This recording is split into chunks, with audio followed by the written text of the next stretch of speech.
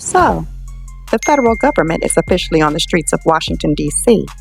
And no, it's not to fix the crime, not to clean up the city, not to make sure you can walk from point A to point B without tripping over a pile of trash or dodging bullets.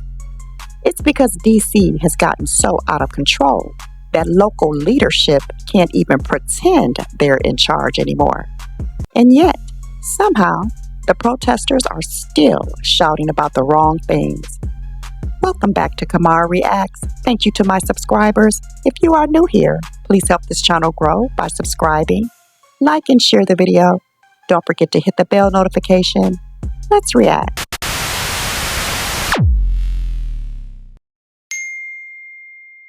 They're out there chanting their nursery school slogans with their nursery school signs, like that's going to change the fact that the nation's capital is turning into a no-go zone. Stores are moving out in droves. The ones still there, their merchandise is basically held hostage behind glass, so it can't be stolen. But instead of protesting that, instead of demanding better leadership, they're yelling at the only people trying to restore order. You have to wonder, what kind of mindset can you be in where you ignore your own criminals, ignore your own unsafe streets, and just keep blaming everyone else? The federal government has taken over your streets, not because they want to, but because they have to. And the sad part, some folks still don't get it. This isn't about politics anymore. This is about survival.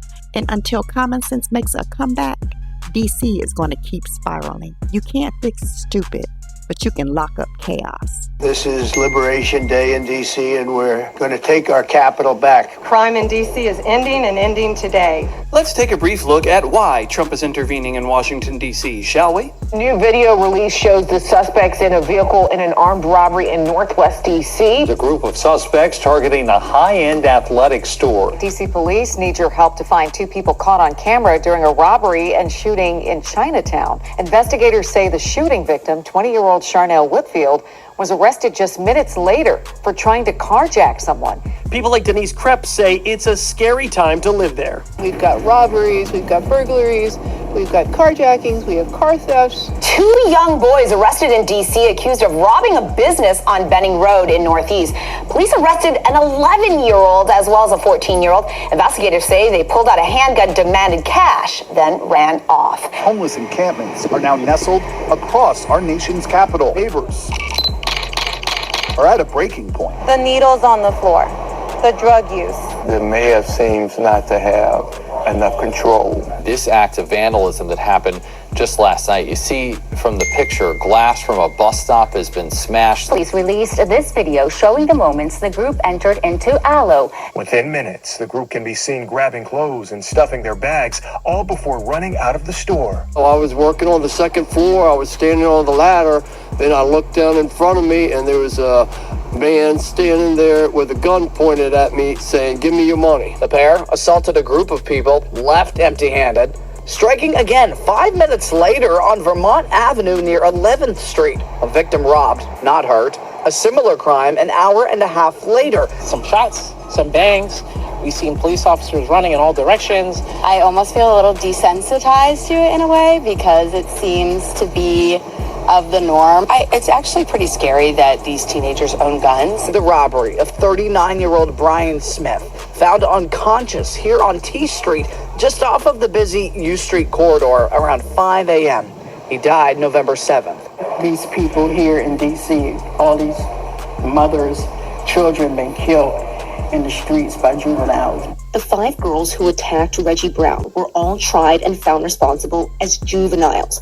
Currently under D.C. law, juvenile offenders can only be held until they're 21, so the girls will all get out within the next few years. We are told the victim had just withdrawn money from an ATM when a driver ran over him and killed him. Video obtained by News 4 then shows the SUV driving a short distance up 12th Street before the driver turns on the four-way flashers and at least 2 people get out of the car. Police believe they went through the man's pockets. The car involved may be connected to 2 robberies that happened about an hour before the crash. Just yesterday, News 4 reported on 3 D.C. residents who were arrested and charged, accused of stealing over $250,000 from ATMs across the DMV. The fact that we're dealing with another ATM robbery, a burglary, less than 24 hours after the announcement of that arrest gives you an idea of just how serious of an issue this is. One suspect crawling through a broken door before another follows suit. Seconds later, one thief can be seen with 2 armfuls of clothes before doubling back to grab more and head for the exit.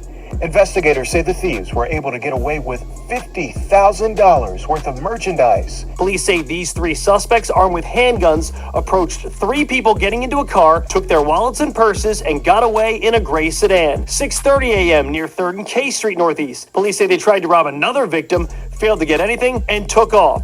6:55 a.m., 1300 East Capitol Street. They pulled guns on 2 victims and took their phones. 2 more people of interest came into the picture when they used credit cards from the robberies to buy items. Police report that these 2 people here used credit cards stolen during the rampage to buy things not long after. Thank you for watching. Please like, share, and subscribe, and I'll see you on the next one.